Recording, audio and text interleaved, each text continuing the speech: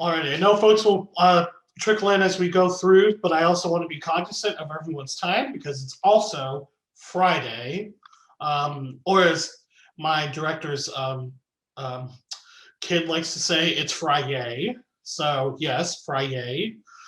Thank you everyone for taking time to be here today for our second Employer Live session. I'm really excited to facilitate this topic, and so we will go ahead and just jump right on in. So just to let you all know who I am, my name is Dr. Tim Layson. My pronouns are he and they. I am the TPE Employer Development Chair. You can also call me Tim. So there's no formality of calling me Dr. Layson, or Tim, whatever you want to address me as. My day job is I currently serve as the Associate Director of Residence Life at Santa Clara University in the Bay Area of California. And I'll say this multiple times, but should you have questions outside of today's session, this is our direct email, employers@theplacementexchange.org. And I also like to have a little fun in my presentation. So the picture to the left is when I was at NACUR 2011 at Western Illinois. So if there are any alums of WIU, go y'all. Also on the call today with me is Dr. Kirsten Fox. And she is, well, I'll let her introduce herself really quick. You didn't have to do that, but hi everyone. I'm Dr. Kirsten Fox. I am the director of the Placement Exchange. So great to see so many names that I recognize. You probably get emails from me relatively frequently, but if you have questions, you can also reach out directly to me. But otherwise, I'm just going to stay in the background to help moderate the chat and answer any other questions you have. And I'm appreciative of Tim and his time both on the committee and today. And thank you all for joining us. And Tim, back to you. Great. All right, so just before we get underway with our session, we are recording this session for your future reference, should you want to play it back or listen to it again. The slides will be sent out to all of our registered participants for today's session. And you will also notice closer to the bottom center that we also have our live captioning via Zoom going on. So want to be mindful of folks who auditory and visual want to see the words. I will do my best to monitor the chat, but I'm so glad that Kirsten is here to help me with that. And I'm also hoping for a lively discussion on this topic because there are a lot of things to unpack and discuss. And so, yeah, that's what we're going to do with our time today.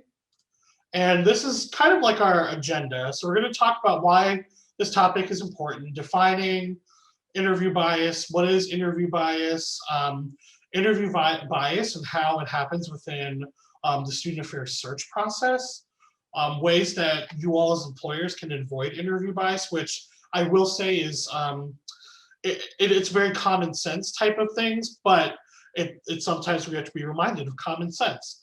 Some TPE reminders and then looking at what's next. So this is a type of presentation where you can ask questions along the way, whether in the chat or if you want to unmute. I will also solicit feedback during our presentations today. So yeah, that's how we're going to spend our time today. And so I want to own a little bit.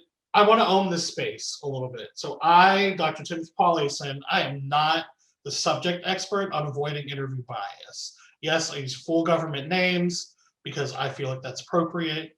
I have my own inherent biases because I'm a human. And so all the information that I've gathered here is from all the available resources that I have, and also in consultation with our HR team on interview training and all of those things. I've also reached out to different colleagues in my own personal network circle to ask very pointed questions about avoiding interview bias. And so they've been more than happy to share their thoughts with me, and I'm going to share their thoughts anonymously. And again, I want this to be a conversation between colleagues because I think it's a really important topic, especially as we go into the start of our interview season for our candidates, especially with TPE being about just a little under 2 weeks away. So those are just some of the things that I own in this space, and that I hope you will join me in being part of the conversation today. So in asking about interview bias, one of the questions I had put out to my colleagues is, why do we need to talk about interview bias? Like, why is this important? You know, where have you seen it? And you'll see some of their thoughts sprinkled out, but I want to share two with you all. It is important to recognize that as that interviewers always hold biases, as it is human nature to do so, though they need to do whatever they can to prevent themselves from acting upon such biases. And it's a real thing that occurs, and awareness matters. Talking about it allows us to identify where it exists for themselves so that they can account for it individually. And I think one of the things about bias in general is that it is based on the things that we know and have learned and have seen and experienced.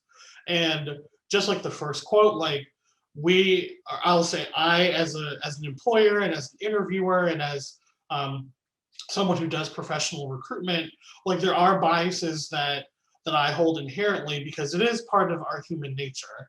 But I think part of being able to understand why we need to talk about it is also calling it to the forefront, especially as we're trying to onboard folks to our organizations. So why do we think this is a topic that's important for TP employers? I think one of the things, and I've said this in my career with any of the teams that I lead for recruitment, is that onboarding professionals to an institution or organization literally starts with our recruitment and interview process, because that is the first thing that a candidate or prospective employee will see of our organization is the folks that they get to interact with, especially at TPE. They're going to meet different people within the institution or interact in different ways. And so this is part of the onboarding process, is the recruitment and interview process. And like I just said, candidates are able to get a sense of your institutional culture, values, and norms, which I think that is a question that comes up frequently, at least in the experiences that I've had as an employer, especially over the last 6 to 7 years. That's been like one of the top questions that we get a lot is, what is the Department of the Culture like? What is the culture of the university like? And how do university norms and values play into decision making and how we run and respond to student concerns? So it's important that as you begin to really refine your process moving forward, that this is something that you're considering and how you onboard folks and really teach them about this institutional culture right from the start with the recruitment and onboarding processes. And then it also helps with understanding the dissonance gap between the job that I interviewed for is very different than the actual job that I'm doing. And I think understanding how bias can play into that, because we obviously want to recruit candidates to come work at our institutions and organizations, but we also want to give them the most realistic picture while honoring the things that we do well and the things that we may not do as well or need continued assistance on, which could be why certain positions are posted. So I think it's important to really start thinking about how do employers begin to bridge that dissonance gap between their interview experience and what they actually do in the job, because I hear it anecdotally from folks that we've hired in the past in other institutions of like, what was told to me in an interview kind of matches, but not necessarily matches all the way. So being important of how biases play into that can really help shape how you answer some of those candidate follow-up questions.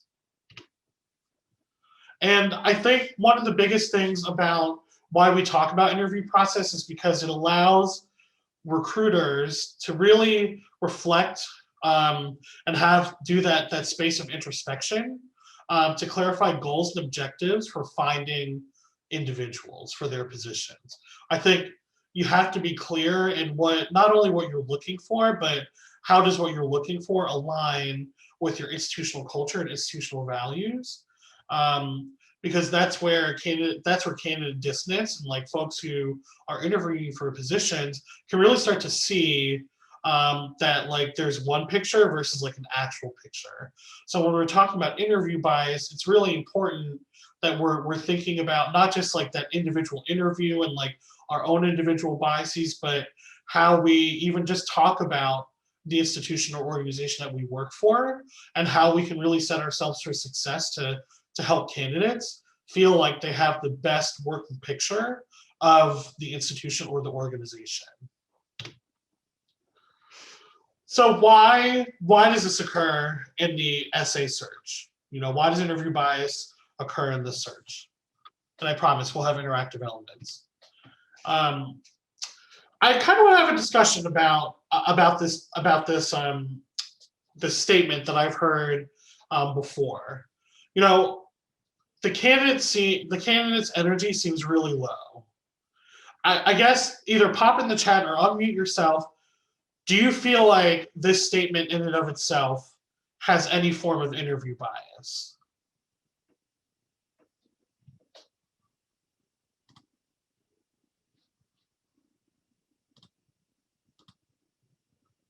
I have one yes. Yes, I have two yeses. Absolutely. It's like an auction. They keep coming in. Would anyone like to talk about why they responded the way that they did? Feel free to unmute.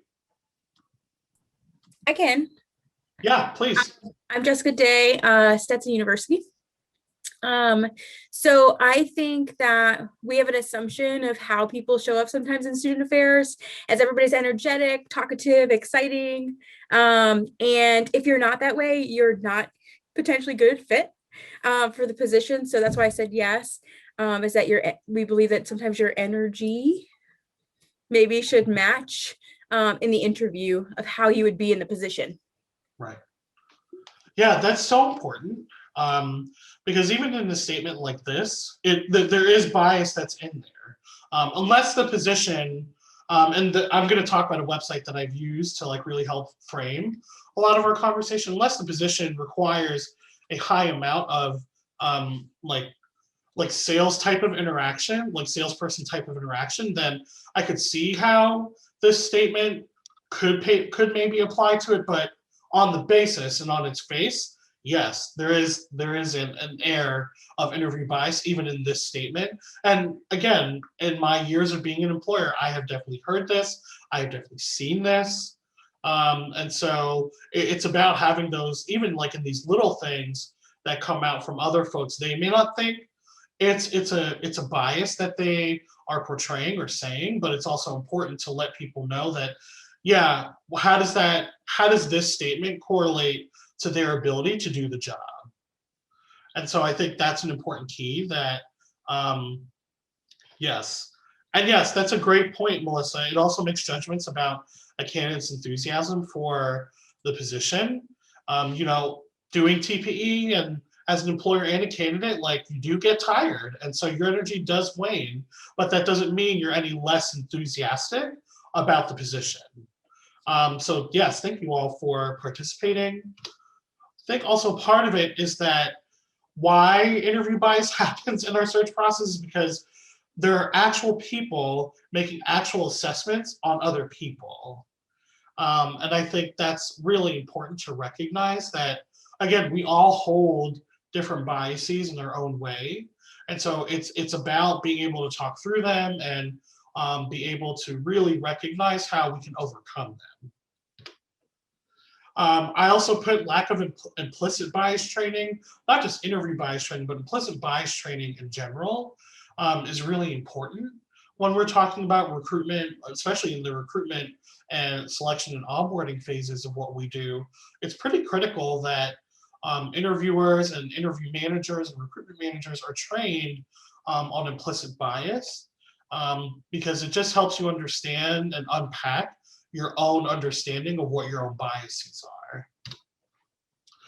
And I think one of the biggest things about what I've seen in my own past is people have varying definitions of experience. Like, yes, by an HR standard and qualifications for a position, they're like the bullet pointed experiences.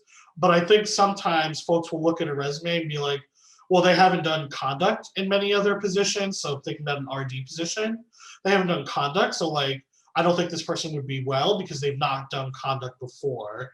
But there's also other skills within conduct that are also transferable without having a direct related experience in a certain position.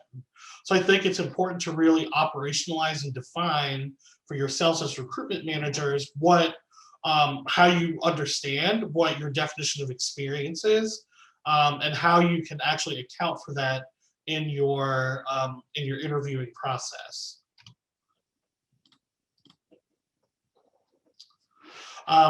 Personal qualities to fill the positions, personalities to fill positions versus if the person can fill the position based on their qualifications. So sometimes, and I've heard it too, this person has really great enthusiasm for X thing in our position, and they're going to be really great at it. But what about the other parts of the position? Or like this person's personality would be really great in working with XYZ group of folks. Okay, but how does their personality relate to other functions of the job that are required? So it's about being able to really think about how do you assess a candidate or a person for the job without using like personal elements that you just connect with them in a one-on-one level. And the other thing is there's some folks who may not even know how to create effective, efficient, and unbiased questions. And that's a real thing. Because I don't ever want to assume that just because folks who might be on this call have been in the field for 15 years, it doesn't make them or me an expert anymore on interview bias or implicit bias or anything like that. And it doesn't make me an expert in being able to create effective, efficient, and unbiased questions. So I think that's why interview bias occurs in our essay search process, is because folks they either don't have their processes reviewed by HR, or they're not taking a harder eye at who we're interviewing versus who's being hired, and if there's a bias that is linking in there. And sometimes speculation is sometimes the standard to understanding a candidate's intention. I mean, we all make decisions based on the information that is in front of us, and as much as we like to speculate about candidate intentions or folks and other people's intentions, we can also not use that as the sole basis or a major criteria in hiring someone. And I think that's important. And candidates will definitely pick up on that as they go through an interviewing process. And so I think these are just some of the few reasons based on the feedback I've gotten and based on the experiences that I've had as an employer for the last number of years, that why interview bias occurs in our search processes. So in order to understand interview bias, so we kind of talked about why it happens and where it shows up in our essay search process. I think part of it is also understanding what interview bias is. And I got a really great definition from a colleague, and I really like this because it speaks to what we look at, and I recognize there's also a misspelled word, so I apologize for that. Creating conditions during an interview process that advantages or disadvantages candidates based on their identity or characteristic that is unrelated to their ability to do tasks associated with the job. My apologies. The viewing screen of all of you is on this side, so it cuts off some words. Interview bias can be connected to things beyond the interviews, like where you post a position, how you treat placement candidates versus HR candidates, having inconsistent interview, teams not utilizing a rubric. So I think part of it is understanding what the definition is, and being able to operationalize that for yourselves in your own process. So obviously, being a researcher and a scholar that I am, and just like loving looking up things, I wanted to get a little bit more of an official definition. So I got this definition from a really great website called digitalhrtech.com, and I'm going to also link this information in the slides for you all. But interview bias occurs when the interviewer judges a candidate not on their skills and competencies, but on unspoken and sometimes unconscious criteria, hence making the interview less objective. And so I kind of want to get a sense of, where do folks land on this definition? Do you feel like this is a comprehensive definition? Do you feel like there's more that could be added, or does it even really speak to what interview bias is? So feel free to unmute or throw into the chat, like, do you agree with the definition that's in here?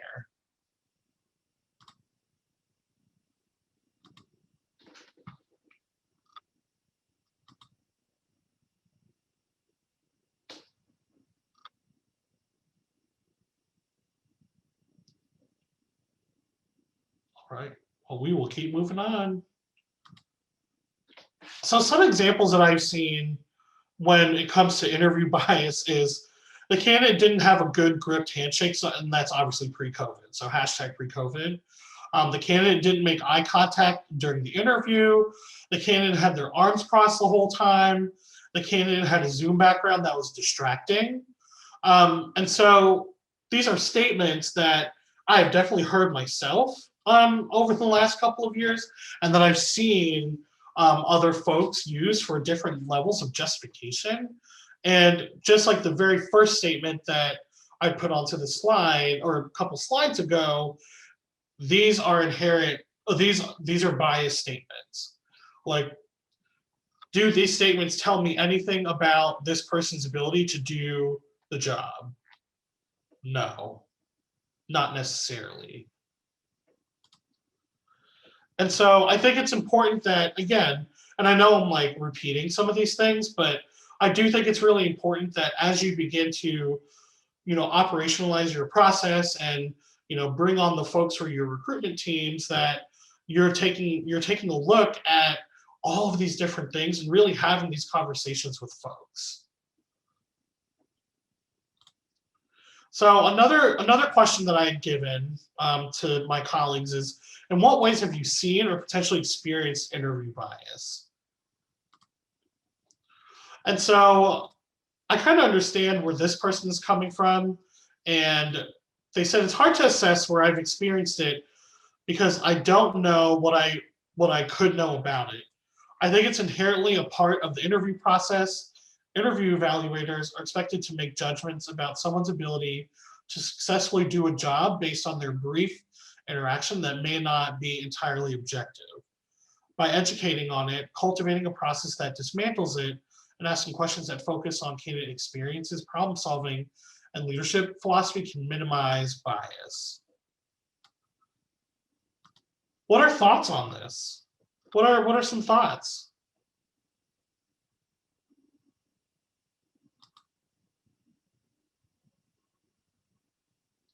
Feel free to either throw them in the chat or unmute.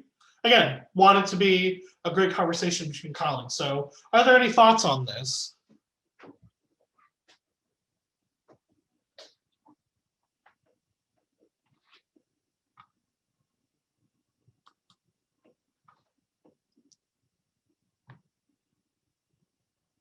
No, there's no thoughts? All right, we'll keep going. So in putting together. Tim, I don't want to interrupt. Maybe you can't see the chat. There have been a couple of chats that have come in. Okay, so my chat window went. So. Yep. So just to read them. So I know, and I can kind of help moderate that. So at one point, one person mentioned, Barry mentioned, I think this might have been to an earlier statement when you were talking about examples. It's when somebody might make a comment of what a candidate is wearing as part of the interview process. I know I've heard this when TPE used to be in person, and I would always cringe a little bit when names were mispronounced and there wasn't intentionality behind making sure that you pronounced a candidate's name correctly. or just sort of like, oh yeah, I'm not good with names or something like that, right? Making an offhanded comment as opposed to actually getting to know the candidate's name. Matthew mentioned that definitely agree with the hard to assess piece, but we also don't spend as much time training on this important topic as we should. And, where I think we're seeing that this job season in particular, as people have been having open jobs, maybe, doing other people's jobs for the majority of last year. Lots of us are finally getting jobs that are posted. And so we're now trying to kind of rush into the hiring process, as opposed to really being intentional and taking the training around this topic. And I just found it. Oh, you found it. Okay, I'll turn it back over to you then. So there's a couple others. I apologize, everyone. My chat window disappeared, and technology, #technology is great. So yes, I definitely appreciate everyone putting their thoughts into the chat, and I apologize if I kept thinking it was like that awkward silence of like, wow, no one really wants to participate today. So I appreciate all the thoughts that are definitely in here, and yes, especially names are a big one that I've heard to Kristen's point, like names are sometimes a really big one. Of like folks either not being able to pronounce their name or not wanting to try to pronounce a name and in fear of making a mistake or like offending a person. So yes, that is a huge one, and I appreciate Jess and others who brought that forward. And yes, to Matthew with the carrot, I think they're called carrot tops, but yes, to the above statement in the chat. So I think part of understanding interview bias is knowing what are the types of interview biases that actually exist. So I pulled this together from working with my human resources colleagues and partners at Santa Clara and like the Alltech Digital HR website that I was referencing earlier. And so these are the 10 types of interview biases. And so these are also identified. And if you didn't know this, there is an actual society of human resources managers, sometimes called SHRM or SHRM. And so also another great resource in putting together this presentation. And so I'm curious, and I put this in the chat, either chat question or out loud. Have any of you all heard of all of these terms or know what they are?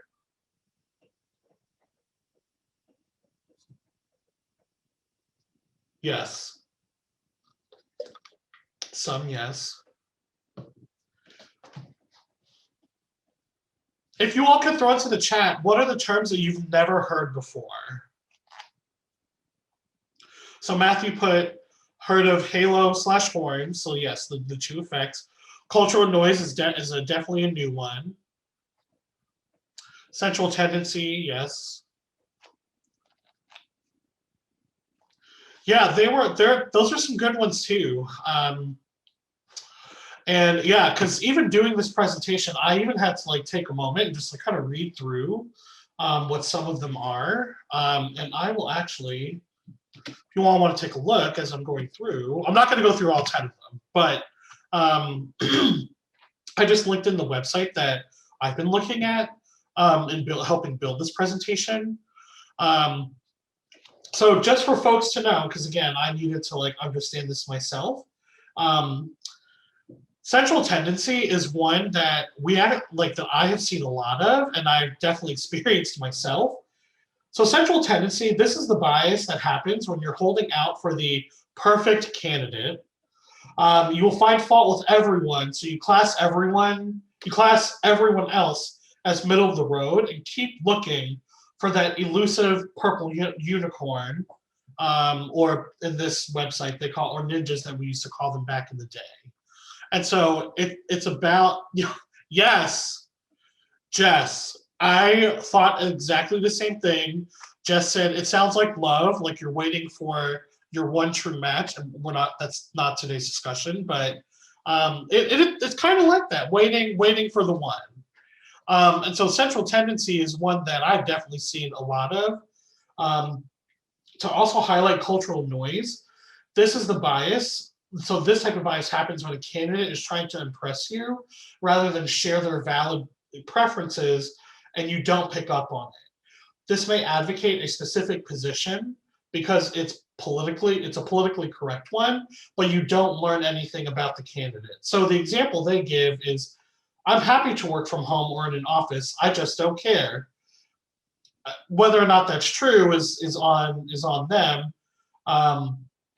But if the position is open to either, that's fine. If the position's open to either, that's fine. But if it's 100% on site, you want to know that the candidate is okay with that. So cultural noise is like I'm okay with whatever and adapting to whatever is there, but not necessarily being specific within the job, like within your job description, or like asking specific questions about job related skills that they could do while in the position. Yeah, so some of them are really interesting. And so the next slide I ask, below are the common types of interview bias that we see in the essay search process. We see, I mean, to a degree, we see them all. And I just lost my chat window again. And so to a degree, we definitely see them all. So I'm curious, have you all, like now knowing and seeing the website that I've given to you all, have you seen these in any other place, or now that you have a little bit better of an understanding of the types of interview bias, yeah, have you seen any of them? Or experienced it yourself? And Kirsten, I might need a little help if some people are responding, because for some reason my chat window just disappeared again. This is Jess from Stetson again. My immediate thought goes to a person who, for instance, has a gap in their resume and doesn't explain it well. And so that's automatically considered maybe a bad thing. And that closes some people's minds off of even thinking about the rest of the language and skills and competencies they demonstrate. Mm-hmm. Yeah, sometimes, as student affairs professionals and recruiters, sometimes have a problem with people with gaps in their resume, or like being at one institution for a certain time and another one for a certain longer period of time. I mean, if you look at my resume, there's definitely places where I was at one place for a little while and at another place for not a little while because of one thing or another in my career. And so, yes, non-traditional age of entry-level positions is also a really great one. So I think when we think about it from a bigger perspective, these things definitely happen in our process, which is very unfortunate. But I think it kind of goes back to, what are we going to do about it, and how can we mitigate some of these things from happening?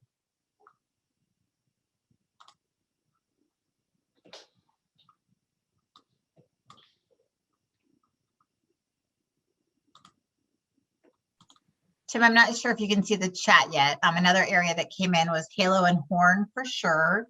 We put so much importance, on first impressions and missing strong skills in some areas when they might not be super strong in one, letting one bad answer take a long interview process.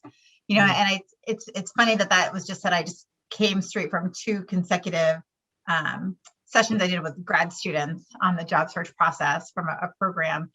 We were talking about kind of, are you overqualified or underqualified, or what if you've got some of the qualities but not something else, or if you have one bad answer. And I think on the flip side, I would encourage employers to think about also, like, where are the skills that are trainable?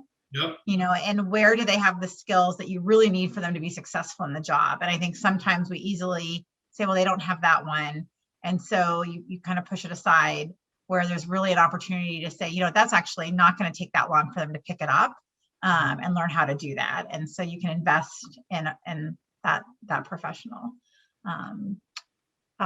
Somebody else mentioned, right, they won't want this position based on experiences that they highlighted, which also sort of goes to the overqualification. One of my frustrations is when people choose whether or not they really want the job. Yep. And that's they applied for it.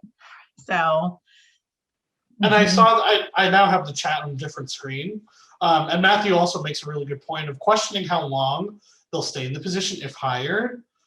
Is one that I've heard a lot, and even in my own personal circles of colleagues, they're like, "Yeah, well, how long are you trying to stay in your position at Santa Clara?" And I'm like, first of all, I just got here like 19 months ago, so I'm trying to understand where I'm at and try to like do good for my institution.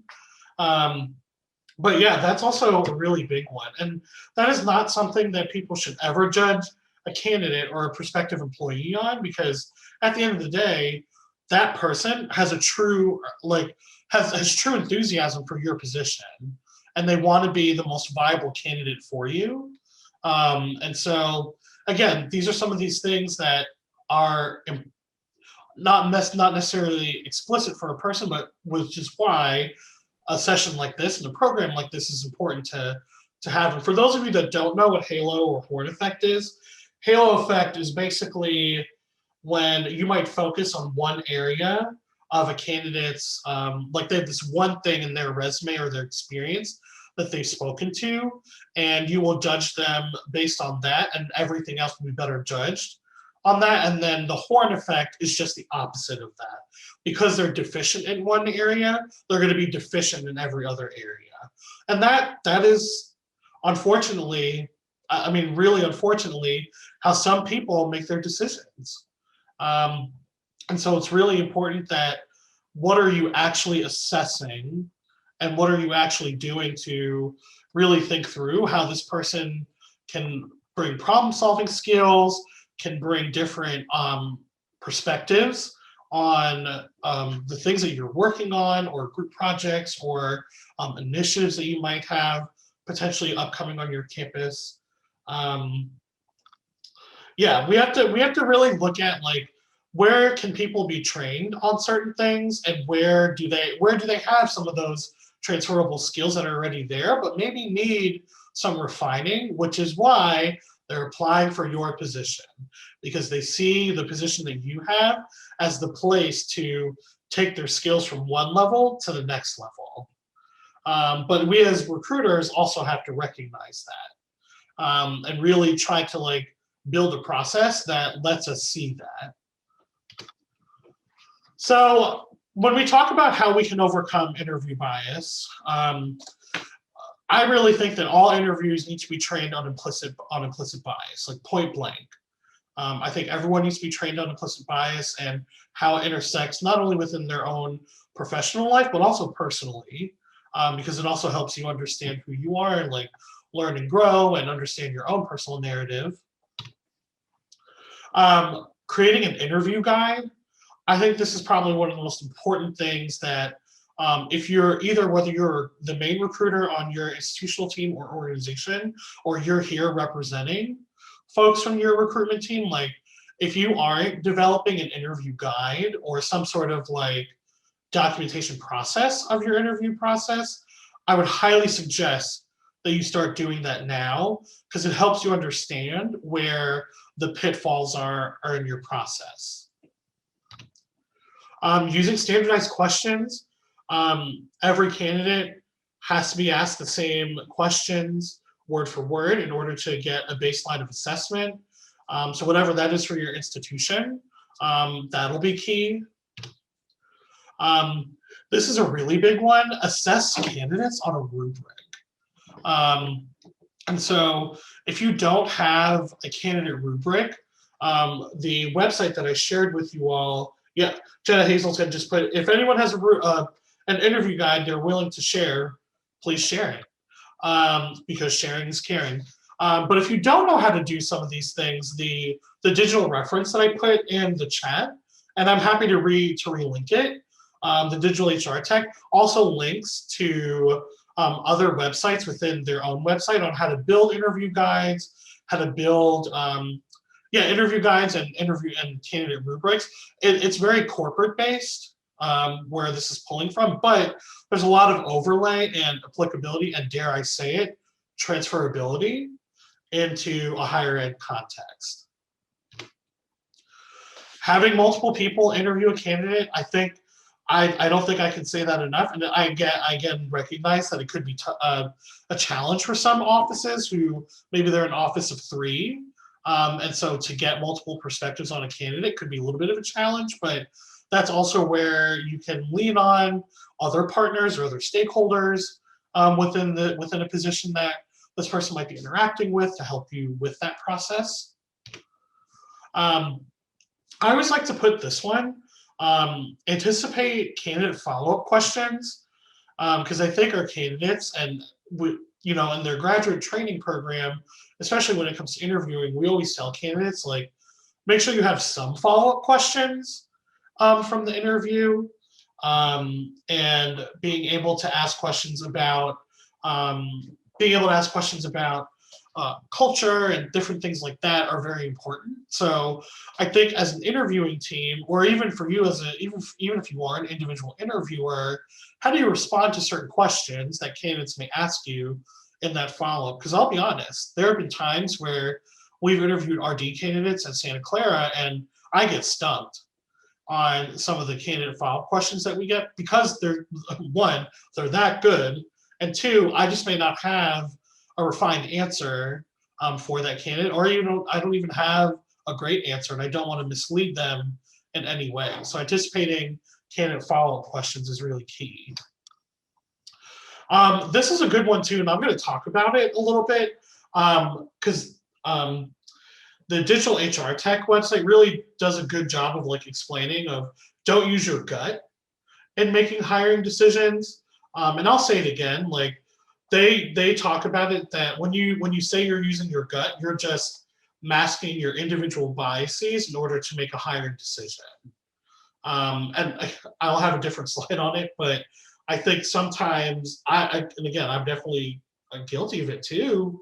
I've definitely said that too, well, I just trust my gut that this candidate's going to be really great. Okay, that's not, how do you quantify that? How do you assess that? How do you put that into a rubric? It's about trying to be as objective as possible while also still recognizing that there are personality traits that everyone brings into a job.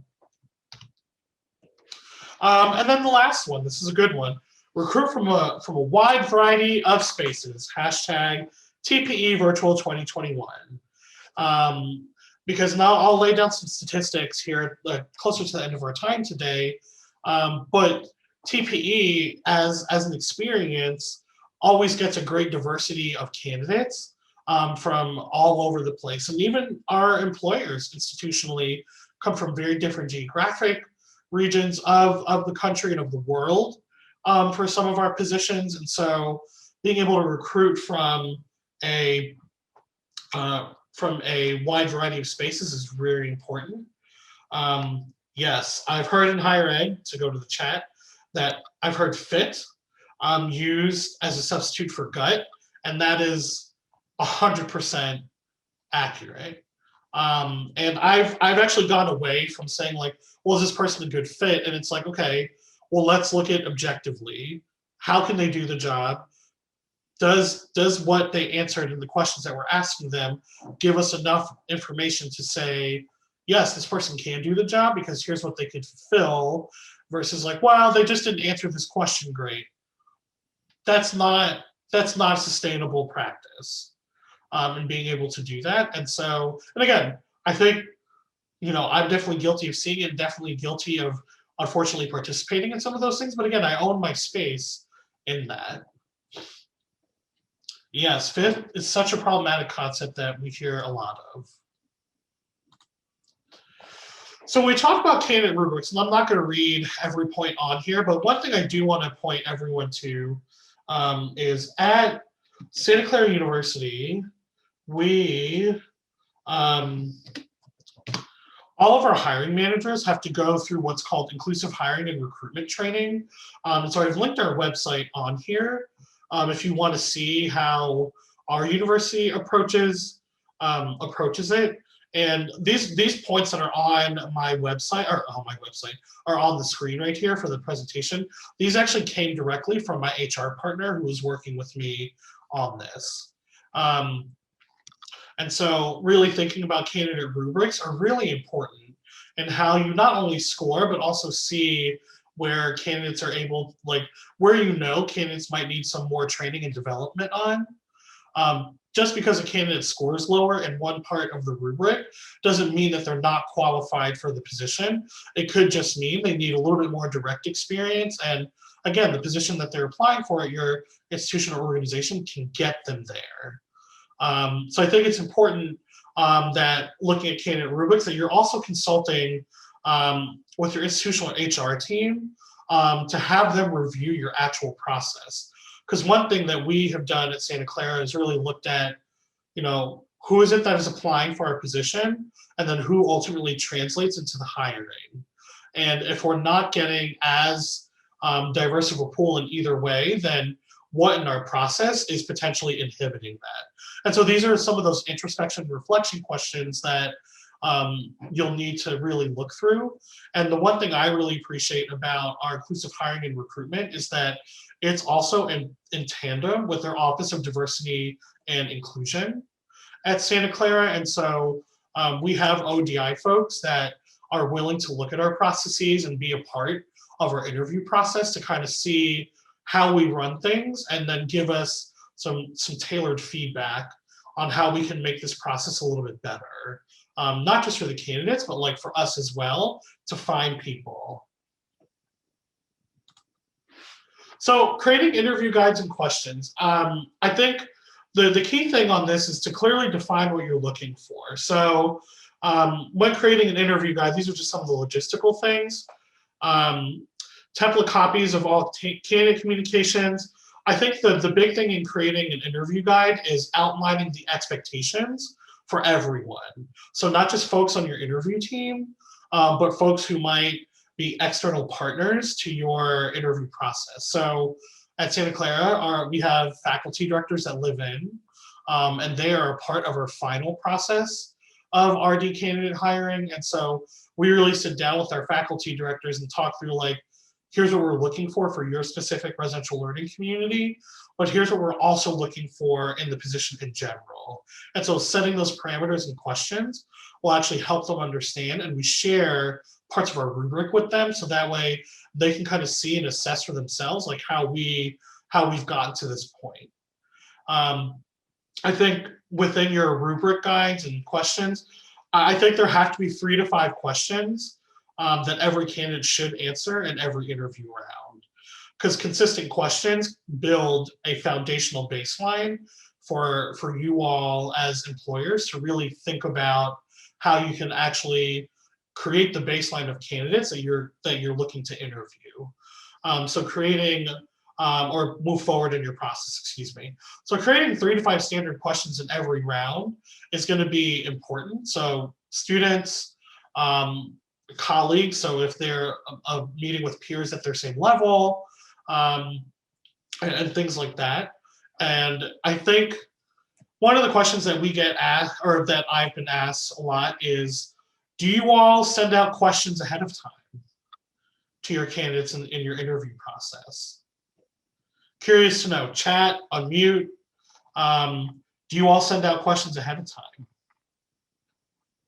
Okay, so I'm seeing some no's, and then one, we do not send them, but we provide a written copy during the interview for accessibility.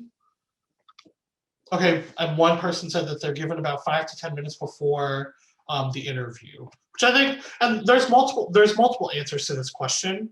I know one thing that we've been looking at in our process is, what are all the questions that a candidate may have to answer, and then give them a qualifier of, like, here are the 15 questions that we could be asking you, but we're only going to ask 5 of them. But we want to give you the opportunity to kind of look at the questions, get a feel for them, and then what we do in the interview is we actually copy and paste the questions into the Zoom chat, because we're obviously in Zoom, into the Zoom chat. So that way the candidates can see what the question is, should they need repeating. Foster said, we've been sending questions in the chat for virtual interviews. Yes. So yeah, there's a variety of answers. Well, it seems like a lot of people don't send their questions ahead of time, but it seems like when folks are in the space, or right before they're in the space, that the questions are sent to them either in advance or like in that moment. So just something to think about. If you are currently an institution that doesn't do that, there's even some of the ways that we've talked about in the chat. It's something that I would highly encourage. Whatever that may look like, that's also within the realm of your HR guidelines. And so that, again, that's why it's important to consult your HR team when building some of these processes out, because you'll want to know like the pitfalls you don't want to have happen in your own process. So having multiple people interview the candidate, it gets you a different perspective on this candidate. It's like what I said, setting those clear expectations. If you're involving student voices, and this is something that we've definitely done over the last year at Santa Clara, it's like we've been very explicit in how we want our students to rate the candidates when it comes down to like the student portion of our interview.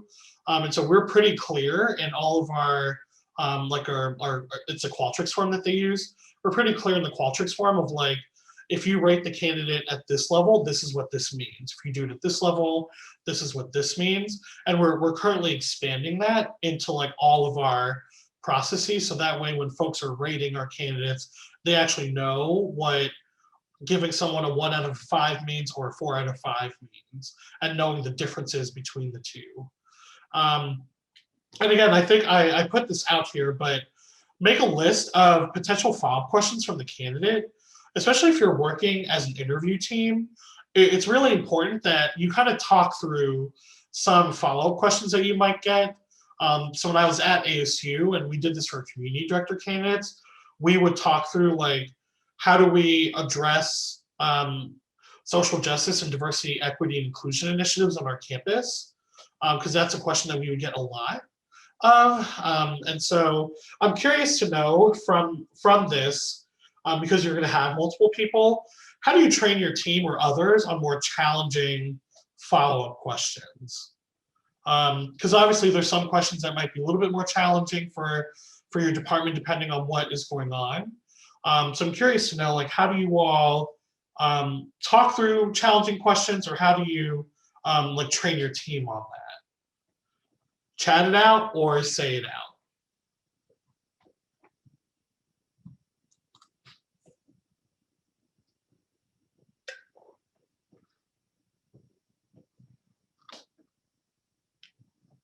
All right, I'm going to move on because we are getting close to our time here.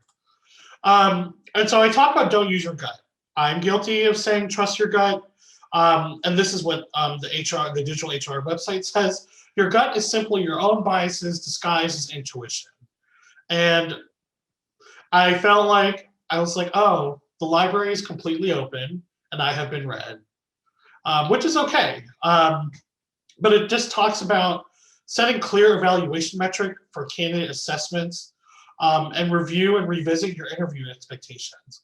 So I think it's important that people understand what they're getting themselves into when they're assisting with interviews and what is actually expected of them. So recruit from a variety of spaces. So I wanted to put out some stats here. 99% of employers recommend TPE to their colleagues. 90% of employers reflected on the diverse and number of candidates as reasons for attending TPE. 83% of candidates report having more confidence in their interviews after attending, and between 450 and 500 job postings on average are posted at our annual spring event for 700 open positions. So I think it's important that when we talk about recruiting from a wide variety of spaces as an employer, that TPE is that space that allows you to like reach a broad sense of candidates. And I think that's really important, especially if your school might be a little geographically in like a different place, or you're trying to recruit more diverse candidates. And so, yes, though, given the current landscape, we know there will not be nearly as many jobs this year. So also something to consider. So virtual interviewing, I think these are just things, and I know everyone is aware of this, but like interview bias can still happen in virtual interviewing. Training your teams regarding inclusive hiring practices set forth by your HR department. Ensuring your teams are trained and ready to go with interviews. And then again, I know I've said this multiple times, but like being super clear on the expectations of all campus and external partners assisting with interviews, especially when it comes to the assessment portions. And sometimes you might just have to lay it out for them of like, if you choose a 1, this is what this means. And candidate communications are consistent and often. So I would say that's a big one we hear from candidates every year. Like, well, how do I know that this employer is still in their process? You can ask them, or as an employer, being consistent and communicating consistently and often will be really key moving forward. So I know we're like essentially right at time, but I wanted to see if there's any other thoughts, questions, or considerations. Obviously, there was a lot of information to cover. Just some reminders. We are less than 2 weeks away from TPE Virtual. Ah, how exciting! Don't forget, interview scheduling is open. Schedule all the interviews as your heart desires. If you haven't yet, upgrade your standard post to a premium job post for no additional charge. And then our virtual dates again, March 1 through 5, and just breaking down that the first 2 days of TPE are more of our educational sessions. I'll actually be redoing this session, but like more focused on like the actual TPE event. And then March 3rd through 5th is like showtime. It's the interview days. And so we're really excited for that. I do have another program coming up next week, same time. It's all about getting you ready for TPE as an employer, things to look forward to, reminders. The registration link is to come.